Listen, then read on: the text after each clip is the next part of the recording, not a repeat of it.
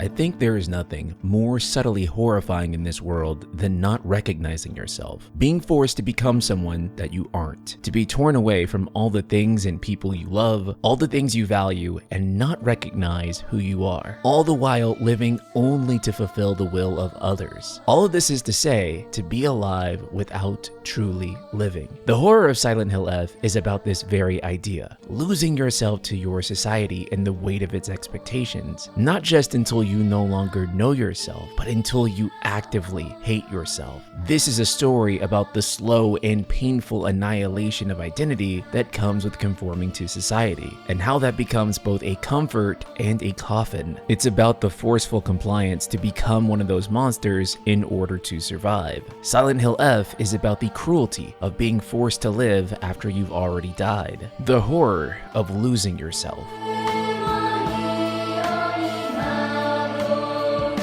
There really is no better place to begin talking about this story than with its first ending, which reveals what this story is truly about. Throughout Silent Hill F, you use various food items or first aid items to recover your health and sanity, though there is one item in particular that differs from all the rest: pain medication. This drug was given to her by none other than her best friend, partner, and herbalist, Shu. In fact, the very first time you encounter him, he's helping Hinako re-up on Tylenol. The pills themselves do an incredibly poor job at healing, only recovering the smallest fraction of health unless you pop like 5 of them. And this is indeed a trick that the developers use to get you to take more of these pills than you normally would. They are objectively the worst healing item in the game, and little did I know at the time, it was building up to the game's most pivotal twist and a powerful commentary on the abuse of drugs. After defeating the final boss of the first playthrough and running out of the shrine, multiple pills begin appearing on the ground. I thought this was to prepare for some insane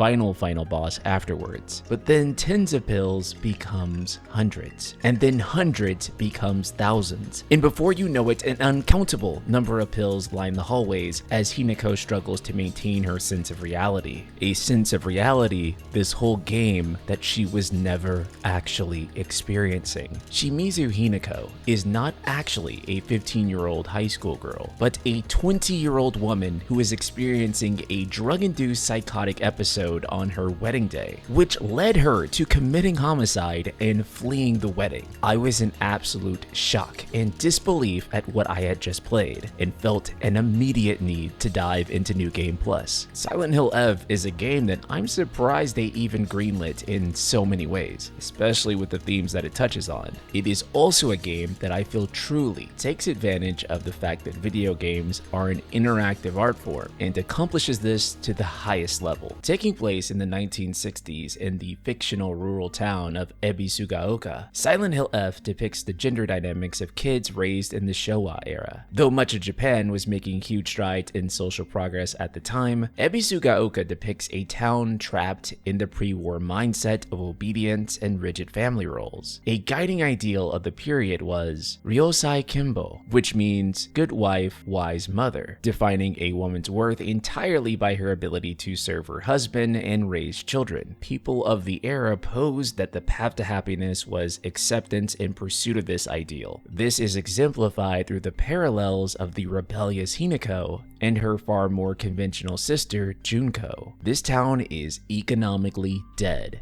with few opportunities for the men to have any sort of upward mobility financially. This feeling of failure and inability to perform their role as a provider leaves an unshakable pressure on the men in this town, casting them as failures. These dark, depressive feelings then manifest in ways they show up to their family lives. And this is most exemplified in Hinako's own family life. The Shimizu family's descent into poverty began when Hinako's father, a humble fisherman, tried to change their fate. After saving for years, he invested everything he had into opening a restaurant with his closest friend, someone he trusted like a brother. But with that trust became his undoing. The man betrayed him, ran off with all the money, and left him drowning in debt. The loss shattered Hinako's father father and changed him as a man. Hinako's mother even notes that at one point he was a genuinely kind person. However, the depression of her father as a failed man left him drowning in more than just that debt. It left him drowning himself in alcohol. And this alcoholism led him to regularly lashing out at his wife and kids. This abuse would not only cause Hinako to hate her father, but also begin to disdain her complicit mother, who would never stand up for herself, and allows him to treat her and Hinako and Junko like animals. And much like you do to an animal, he is now trying to sell Hinako off via an arranged marriage. A marriage to Tsuneki Kotoyuki, a family to whom money is no object. In many ways, Kotoyuki is seen as the ideal man. He's wealthy, handsome, respected family name and social status, and does everything in his power to care for Hinako. And yet at the same time, there's this denial of Hinako's autonomy, what Hinako herself actually wants. This very aspiration for freedom is embedded into Hinako's very name. The kanji Hina means young bird, a symbol of innocence and the yearning to one day fly freely from the nest. But the birds in Silent Hill F don't soar, they're caged by expectation.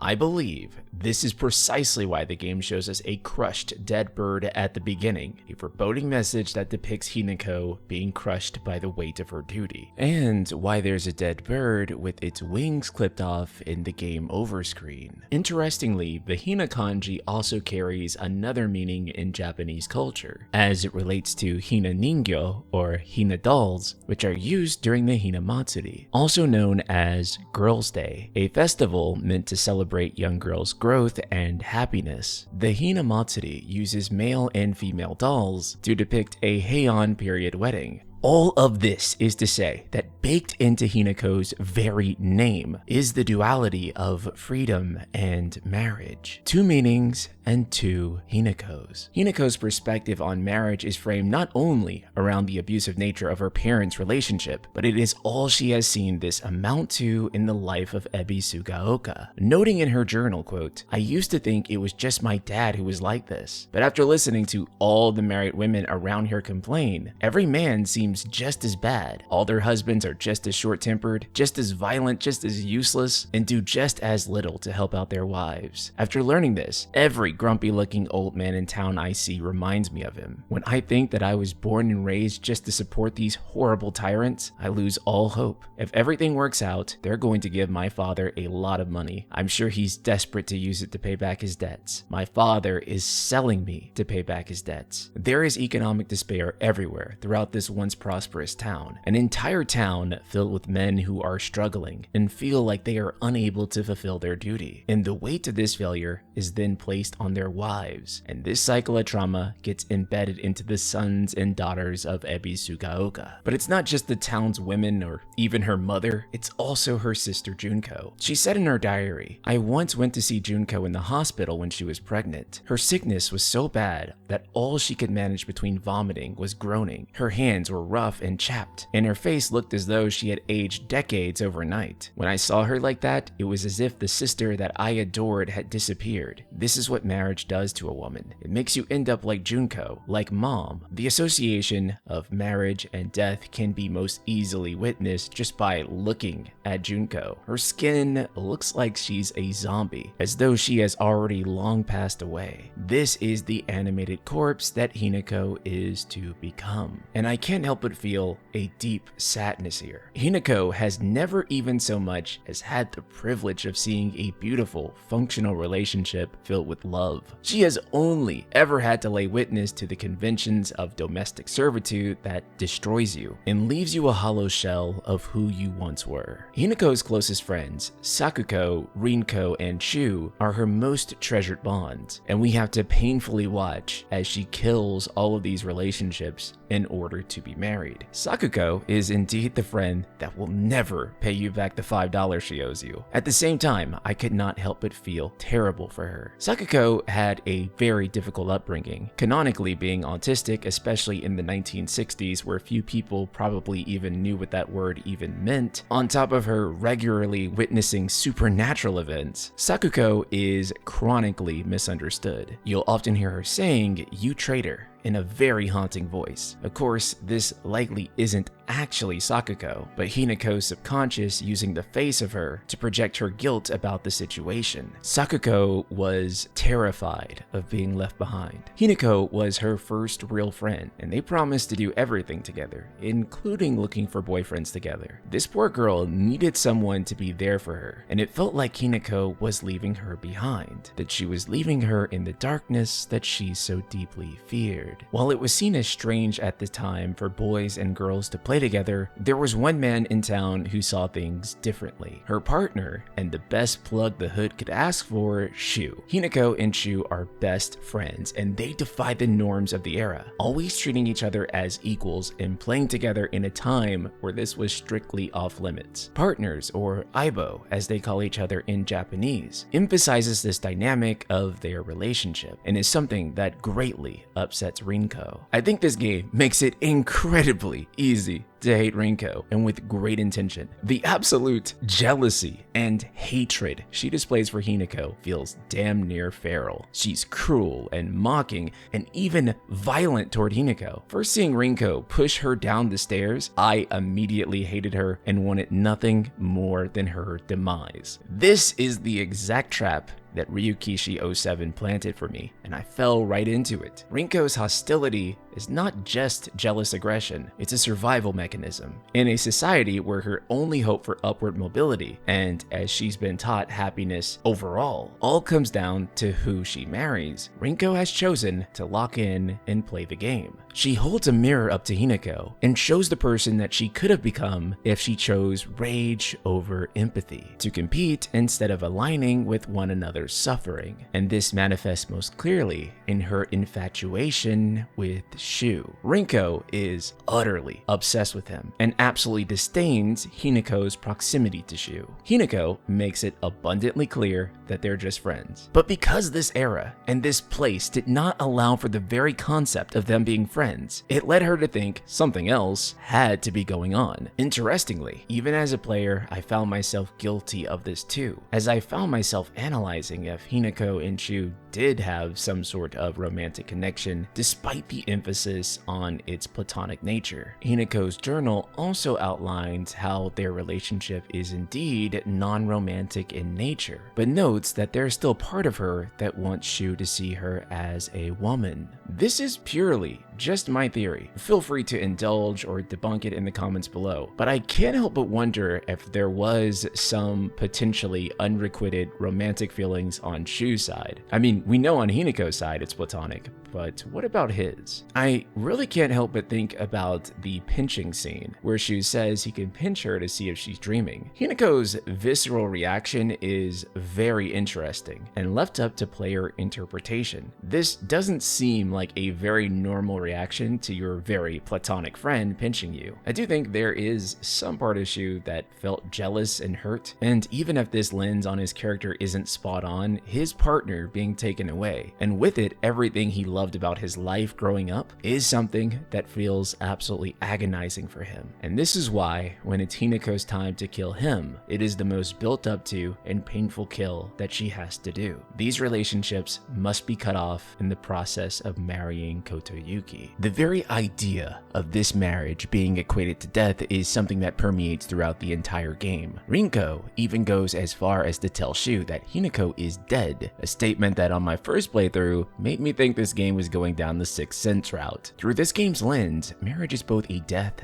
and a rebirth. Shimizu Hinako will no longer exist. She will be stripped of her name and her previous identity. She belongs to a new family, has a new social status, and ultimately lives a life as a new person. And all of this also apparently comes with a very sick devil trigger. Tsuneki Kotoyuki, otherwise known as Fox Mask, is destined to become Hinako's husband. His name is interesting alone. The name Tsuneki is obviously an anagram of the word word kitsune, which refers to fox spirits, and Kotoyuki is portrayed as the man who can provide that idealized happiness. He is wealthy, handsome, gentlemanly, and everything on paper you could supposedly dream of. Foxmen are also a very common shoujo romance trope, yet again emphasizing how ideal of a man that Kotoyuki is portrayed to be. And yet at the same time, he is in many ways a mirror of her father, not in rage, but in restraint. Where her father was loud and oftentimes physically violent in his cruelty, Kotoyuki is gentle in his control. He is never aggressive. He always offers kindness and guidance, but in the end is still pushing her toward a future that she didn't choose for herself. It's the same pattern, just with better manners. Someone else deciding what's best for her, but better cloaked as love. We know that by the time we get the true ending, he's not just evil, but at the same time, it's what makes the role that he plays for most of the story really terrifying. He's not abusive in the ways that Hinako has learned to brace for. Instead, he represents the version of the same power that's harder to see and harder to name. He kindly asks you to surrender, not out of fear, but out of duty. He exudes a gentleness that makes obedience feel like safety. But just like her father, Kotoyuki is a man crushed by his own expectations. And in some endings, he is literally consumed by them, with his body being taken over by the fox spirit. He becomes a vessel in the same way he tries to make Hinako one. And that's the horror of Silent Hill F. Not just losing yourself, but becoming the very thing that stole your freedom, and becoming the thing that will also steal the next generation's freedom. This means that Kotoyuki isn't just a mirror for Hinako's father, he's also a mirror for Hinako as well. Each one of the endings for this game, I believe, is a profound representation of what must happen in order for Hinako to truly find peace within herself. I love that in these endings, it's a hard requirement for you to not take any of the red capsules, emphasizing that Hinako cannot escape this fate through drug use or any other form of escapism. Each one of these endings is masterful in what they add to the story, ultimately building off one another to give the true ending the context it deserves. Ending 2 is where Shu's both care and controlling nature for Hinako truly shines through. He admits that he drugged her because he didn't want her to get married. He just could not be happy for her, and this turns Shu into the Tsukumogami, the final boss for Fox Hinako. The dialogue here is heart-wrenching, as she and Shu have deep conversations exploring the bonds they share together, and the dialogue here almost brought me to tears. There's a level of passion in this fight that reveals why Hinako and Shu value each other so deeply. If you didn't believe the importance and value of their relationship up to this point, you will during this fight. But even through this ending, which on the surface seems like it could be a good ending, is still thematically the absolute worst. Shu and Kotoyuki manage to find their bond through their mutual care for Hinako, but not through Hinako's own autonomy like she truly wants. They both care for her while also not allowing her freedom to choose. It becomes more about what they want to do with their Hinako than what Hinako wants to do with herself. This is a painful ending because it's the ending where they almost get it. Shu and Kotoyuki are caring, nurturing, but also suffocating. And so without this resolution for Hinako's autonomy, we end in the worst place imaginable for her. Hinako, like many of the Kashimashi before her, has lost her face. She has become her mother, unhappy and complacent. Ending 3 sees us facing Shichibi, the seven-tailed fox god, and everything about the dialogue here is something. I am nothing more than a man who fell in love. Ever since, I've wanted nothing more than your hand and your happiness. Hinako, I shall make you my wife yet. Out of love and respect for you, I force myself to abide by the rules of human courtship.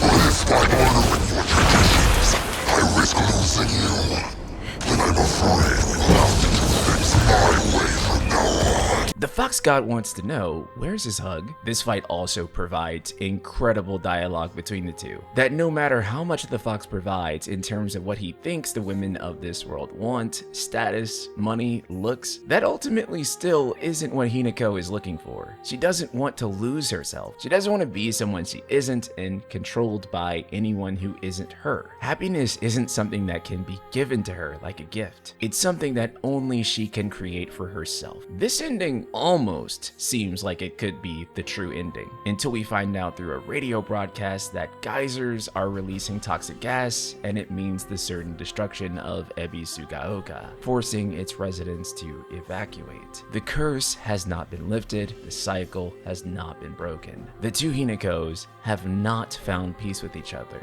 Hinako has to truly break the cycle and accept both sides of herself, and once more save Kotoyuki again. Then, for the final act, what the game infers as its true ending, Silent Hill F sheds its skin and shows us what this story was always building towards. Hinako must finally face herself with the one thing that can resolve this conflict: compassion for herself, for Kotoyuki, for everyone. Kotoyuki wasn't the villain he seemed to be previously. He was essentially groomed by this cult for the fox god's powers. That much like Hinako, he also did not truly possess full autonomy of who he was and who he wanted to be. He too was a victim of who society told him he had to be. The Hinakos must fight their battles in a perspective-shifting dual boss fight, which is one of the most cool moments I've seen in a video game. The two Hinakos work together to fight for their own will in the most JRPG moment that I've ever seen in a horror game, as you literally kill gods through the power of love to gain freedom from their oppressive will. From here, he wants space to figure out if he truly loves Hinako or it was just a spell, and Hinako is open to the idea of marrying him. However, this time it will be her choice if she chooses to do so or not. This is also why the claims that this game is anti-marriage feels so silly. The game is anti-selling your daughter, but if she chooses to get married, if she chooses to pursue him by the end, then that's great for her. But ultimately, it will be her choice. And though the game never conclusively tells you whether or not they will or they won't, it doesn't need to, because for the first time, the choice is indeed hers. Not her family's, not the town's, just hers. Kotoyuki is finally a man who is free to figure out himself and no longer has a legacy forced upon him. Hinako, no longer fractured between who she was and who she had to become, walks away as someone whole and can love all sides of herself. They're finally free of the weight that their society and traditions placed upon them. Through this, Silent Hill F tells a story that many of us can never quite give language, but all of us experience. This slow, suffocating horror of being sculpted by expectations until we slowly can't even recognize ourselves in the mirror. But the game doesn't just drown in this horror and despair. It instead chooses to give us hope. Hinako's story isn't about escaping who she is. It's about returning to and saving who she is, and having the freedom to decide who she will be. Silent Hill F's journey might be about the horror of losing yourself, but its conclusion leaves us with the beauty of finding yourself.